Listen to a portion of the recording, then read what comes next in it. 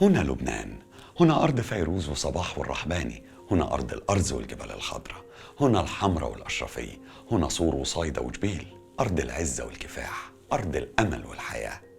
هنا لبنان، فانقذوا لبنان قبل فوات الأوان.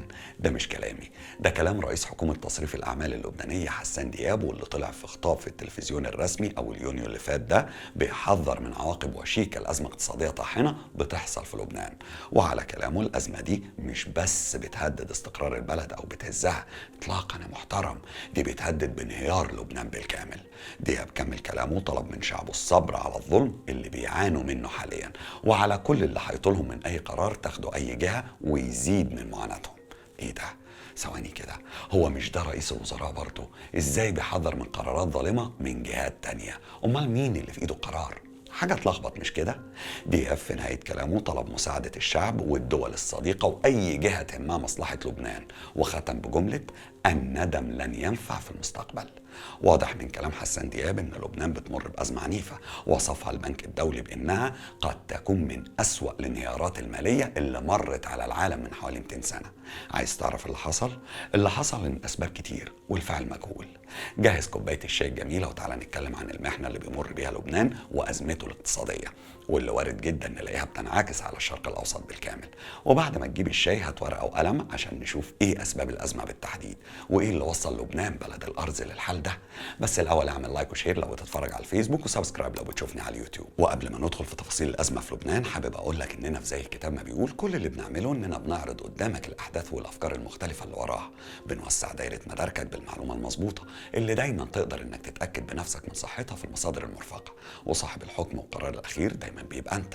وعلشان نوصل للحياة مع بعض أرجو من الجميع إضافة مصادر مختلفة لمعلومات كتير، وأنا والتيم هنقراها وهنزودها تحت اسم مصادر المتابعين، فأتمنى من الجميع إنهم يشاركونا. أنا أحمد سلامة، زي الكتاب ما بيقول. يوم 1 يونيو 2021 أصدر البنك الدولي تقرير مخيف بعنوان لبنان يغرق نحو أسوأ 3 أزمات عالمية. التقرير اتكلم بالتفصيل في أزمة لبنان الاقتصادية، وقال إن لبنان بيمر بمرحلة كساد شديد ومفيش أي علامة على نهايتها. التقرير بيقول إن لبنان غارق في انهيار اقتصادي بيخلي أزمته المالية واحدة من أسوأ 3 أزمات على مستوى العالم من نص القرن ال19، وتوقع إنها الأسوأ. التقرير قال إن تقريبا أكتر من نص السكان عايشين تحت خط الفقر. إجمالي الناتج المحلي انخفض من 55 مليار دولار في 2018 لحوالي 33 مليار دولار في 2020، يعني انكمش بنسبة 20%، الخمس في ظرف سنتين بس. ومتوقع انه ينخفض اكتر في 2021 بنسبة 10% تقريبا. وزيدك من الشعر بيت، الليرة اللبنانية بتعاني من انهيار مستمر في قيمتها قصاد الدولار، لحد ما بقى الدولار الواحد بيساوي 10,000 ليرة في السوق السوداء. وفي ظرف سنتين فقدت الليرة حوالي 85% من قيمتها. البنك الدولي قال في تقريره ان متوسط سعر صرف الليرة انخفض بنسبة 129% في 2020. معدل التضخم زاد لحد ما وصل ل 160% تقريبا على مدار 12 شهر، بعد ما كان 10% في يناير 2020. معدل البطالة هو كمان ارتفع لحوالي 40% في نهاية السنة اللي فاتت، بعد ما كان 28% في فبراير 2020. احتياطي البنك المركزي بيتبخر تقريبا، بعد ما كان 30 مليار دولار في 2019 وصل للنص 15 مليار دولار في مارس اللي فات. ولو فضل على الحال ده الوضع هيبقى كارثي، لان كده البنك المركزي مش هيبقى فيه فلوس يستورد السلع الاساسيه زي القمح والرز والسكر، وساعتها عجله الحياه في لبنان هتقف، واهلنا في لبنان ممكن يواجهوا خطر المجاعه لا قدر الله. التقرير كمان قال ان الدين العام تفاقم لحد ما بقى بيشكل حوالي 174% من اجمالي الناتج المحلي، بمعنى انك لازم تسدد مصاريف ديون قد اللي انت بتنتجه تقريبا مرتين. زي الصنايعي كده اللي يوميته 10 جنيه وعليها اقساط ديون 20 جنيه ولازم يسدها، يعني ياكل ولا يشرب ولا يحوش ولا يسدد الديون. هو ده الوضع يا صديقي. عرفت الأزمة واصلة لحد فين؟ دي كانت أرقام البنك الدولي، لكن لأن كتير مننا ممكن يبقى مش عارف يترجم خطورة الأرقام دي على أرض الواقع، فلو لسه مش متخيل معايا صديقي حجم الأزمة، تعال بسطها لك من خلال فيديو كده اتنشر بشكل كبير على وسائل التواصل الاجتماعي في الفترة اللي فاتت، وهتلاقيه في المصادر على فكرة. الفيديو عبارة عن خناقة بين واحدة ست وراجل جوه فرع من سلسلة محلات سوبر ماركت كبيرة، والخناقة كانت على علبة لبن مدعوم. الراجل اشترى أكتر من علبة والست مش لاقية ولا واحدة. فاتخانقوا مع بعض ووصلت الحكايه للضرب واشتبك الراجل مع موظفين المحل. وخليني اقول لك ان انتشرت زي فيديوهات تانية في سوبر ماركتات تانية بتورينا سباق بين الزباين علشان يلحقوا الزيت المدعم. المشاهد دي عكست بشكل صادم اللي وصلت له الاوضاع الاجتماعيه في لبنان بفعل الازمه الاقتصاديه. ده غير طبعا مشاهد انقطاع الكهرباء بالساعات، لدرجه ان ظهرت شبكه كهرباء موازيه من اصحاب المولدات الخاصه بيعتمد عليها اللبنانيين كبديل عن شبكه الكهرباء اللبنانيه اللي ما بتستمرش لفترات طويله. وده لاسباب كتير، منها نقص امدادات الوقود، يعني الشعب مش ملاحق يلاقيها منين ولا منين. وحتى لما لقوا لها حل وقال لك خلاص نتعاقد مع شركه كهرباء تركيه، لقينا في مايو اللي فات المدعي العام اللبناني بيصدر قرار بمصادره السفن وتغريم الشركه، وده بسبب مزاعم فساد مرتبطه بالعقد اللي اتعمل. فما كان من الشركه الا انها قطعت امدادها بالكهرباء. وهنا مربط الفرس، الازمه بتاثر في كل جوانب الحياه وفي قوت الشعب اللبناني ومستقبل ولاده. وده خلى نسبه كبيره من الشعب اللبناني تفكر في الهجره، سواء بقى بالشكل الشرعي او بشكل غير شرعي. وده حذر منه تقرير البنك الدولي وقال ان الازمه بتسبب اضرار دائمه في راس المال البشري اللبناني. وده بيخلي الازمه اللبنانيه فريده من نوعها مقارنه باي ازمه فاتت، لانها بقت ماشيه في طريق ما فيهوش رجوع. كل يوم والتاني بقينا بنشوف السلطات الامنيه هناك بتقبض على مراكب هجره غير شرعيه لاوروبا. الامم المتحده سجلت خروج حوالي 21 قارب هجره غير شرعيه من السواحل اللبنانيه ومتجهه لقبرص في الفتره ما بين يوليو ونص سبتمبر 2020. تداعيات الازمه ما وقفتش عند الهجره وبس يا صديقي، دي كمان وصلت للقضاء. بعد تقرير البنك الدولي بيوم، يعني يوم 2 يونيو، المحكمة الدولية الخاصة بلبنان والمكلفة بكشف ومحاكمة قتلة رئيس الوزراء الأسبق رفيق الحريري أعلنت إنها بتواجه أزمة تمويل حادة ومش هتقدر تكمل شغلها بعد شهر يوليو إلا لو وصلتها مساعدات فورية. ودي المفروض يا صديقي إنها أهم قضية سياسية في تاريخ لبنان في ال20 سنة اللي فاتوا. دي كانت الأزمة ومظاهرها وتداعياتها. تعال بقى صديقي نشوف أسبابها. البنك الدولي كان واضح جدا في تقريره لما اتهم النخبة الحاكمة بالتقاعس المستمر والكارثي، لا وكمان قال إنه متعمد. هفهمك. الأزمة اللبنانية محترم مرت بمجموعة مراحل، بداية من 2019 لما الفساد الحكومي والسياسات المالية الخاطئة وصلت الحكومة إنها تفرض ضرائب على الواتساب في أكتوبر 2019 علشان تزود حصيلة إيرادات الدولة لتعويض العجز في الميزانية. ساعتها الشعب انتفض ونزلوا الشوارع وقاموا بمظاهرات ضد فساد الحكومة برئاسة سعد الحريري، والحكومة قدمت استقالتها بعدها بأيام وتولت حكومة جديدة برئاسة حسان دياب. بس هل المشكلة اتحلت؟ لا برضه، نفس السياسات فضلت زي ما هي، لأن الوشوش ما بتتغيرش وكلهم من عجينة واحدة، بيتبادلوا الكراسي مش أكتر يعني. لدرجة إن سعد الحريري اللي الشعب كان ثار عليه رجع يتكلف بتشكيل الحكومة في أكتوبر 2020، والمفروض إن هو اللي يكون رئيس الوزراء دلوقتي. الموضوع ده قصته كبيرة وهقول لك عليها كمان شوية. 2020 كانت سنة الكورونا ومعها استجابة الحكومة اللبنانية كانت من أضعف ما يكون، وكانت بتلجأ للمساعدات الخارجية. قلنا ماشي مش مشكلة، على الأقل اللبنانيين ياخدوا فرصة لمواجهة كورونا. بس مش دي كل الحكاية يا صديقي.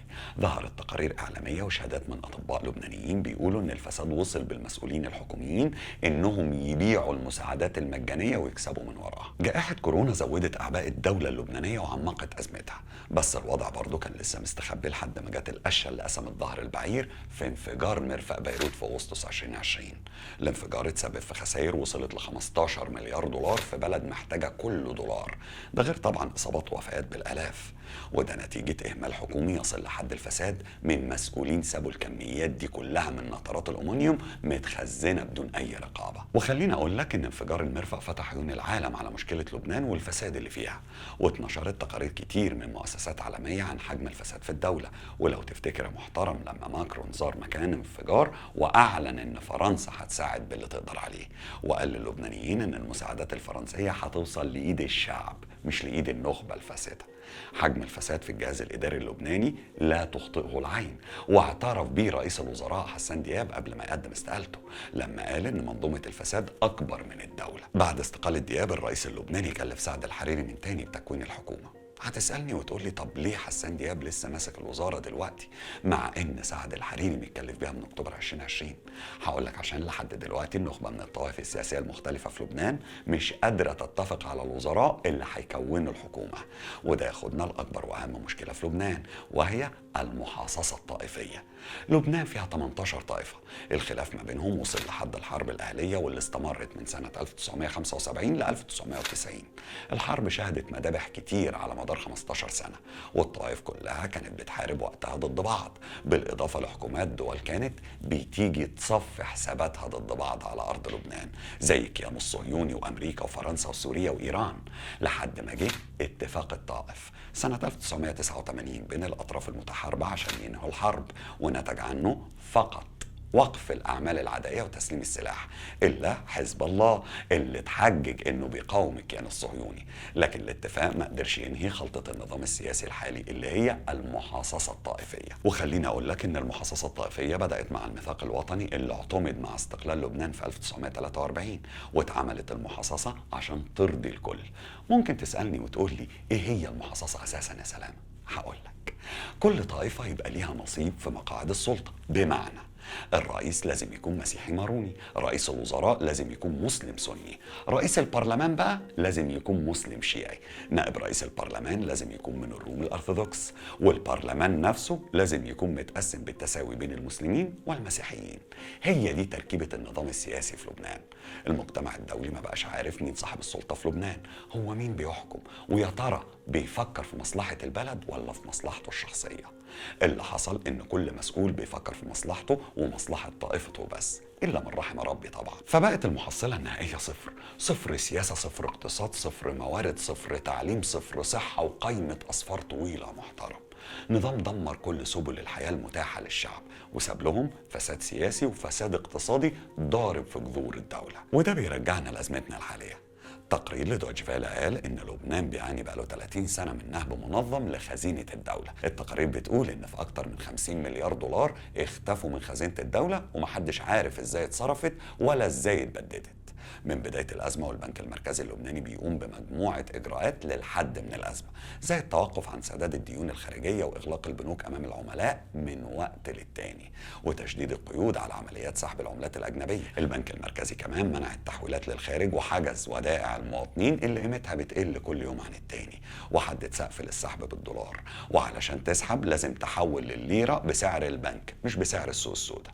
يعني عشان تسحب 10 دولار هتسحب تقريبا 40,000 ليرة من البنك، لأن الدولار في البنك بيساوي 4,000 ليرة، إنما في السوق السوداء وصل لحوالي 10,000 ليرة، يعني المفروض تساوي 100,000 ليرة مش 40,000. وده يبين لك قد إيه السوق السوداء ضربت الاقتصاد اللبناني في مقتل. مين بقى المسؤول عن السياسات المالية دي كلها؟ هقول لك محافظ البنك المركزي رياض سلامة، واللي بيرقصه من حوالي 30 سنة. أهو رياض سلامة ده نفسه فرنسا أعلنت في 6 يونيو اللي فات إنها فتحت تحقيق بخصوص اتهامات اتوجهت له بممارسة غسيل الأموال، وقبلها سويسرا كانت بتحقق في تضخم ثروته وعمليات اختلاس من بنك لبنان. وكل ده نقطة في بحر يا صديقي.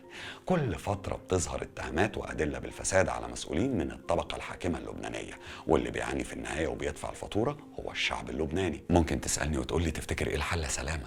هقول لك إن الحل الأساسي موجود في اللي دايما بيكرره الشعب اللبناني في مظاهراته، وهو القضاء على الطائفية، ويبقى معيار وجود المسؤول في الحكومة هو الكفاءة مش انتماءاته الطائفية ومحسوبيته. المواطنة الحقيقية محترم مش في إنك تكون مواطن لبناني بانتماء معين، لبناني سني، لبناني شيعي، لبناني مسيحي، لبناني ماروني، أو أيا كانت الطائفة التابع ليها، لأن المهم إنك تكون لبناني وبس. ثانيا، الأطراف الخارجية اللي بتمارس الفساد لازم ترفع ايديها عن البلد، وده مش هيحصل إلا لما تتم مواجهة العملاء الموجودين على أرض لبنان واللي بيفضلوا مصلحة الدول اللي بتمولهم عن مصلحة لبنان، وأهمهم طبعا حزب الله، والمعروف إنه بيتبع السياسة الإيرانية قلبا وقالبا، وأحد أذرع الحرس الثوري الإيراني. ثالثا، وده اللي بيقترحه الاقتصاديين بقى، تغيير جذري في السياسة الاقتصادية الكلية للبنان وتحويله لاقتصاد إنتاجي، وزيادة الدعم للقطاعات الاقتصادية المختلفة بعيدا عن الطائفية، بحيث إن لو جه مصدر من مصادر العملة الأجنبية زي السياحة وتوقف فجأة، البلد تفضل دايرة. وخليني أقول لك إن لو ده اتحقق فعلا هترجع ثقة المواطن اللبناني في حكومته من تاني، وساعتها هيبدأ التغيير الحقيقي، ولبنان مش بس هتقوم، دي كمان هتكتسح. في الاخر يا محترم، احب اقول لك ان اللي بيحصل في لبنان حاليا ممكن انه يعطلها، وممكن يكون نقطة تحول وبداية بناء واصلاح. اللي هيحدد النتيجة هنا هو صمود الشعب اللبناني واختياراته لمن يمثله، وكل ثقة في ان الشعب اللبناني قادر على اتخاذ القرار المناسب، ومهما كان قراره كلنا هنقف في ظهره، شعوب قبل حكومات. اتشرف بمتابعتكم لقناة زي الكتاب ما بيقول على اليوتيوب وعلى الفيسبوك بنفس العنوان. اشوفكم بخير.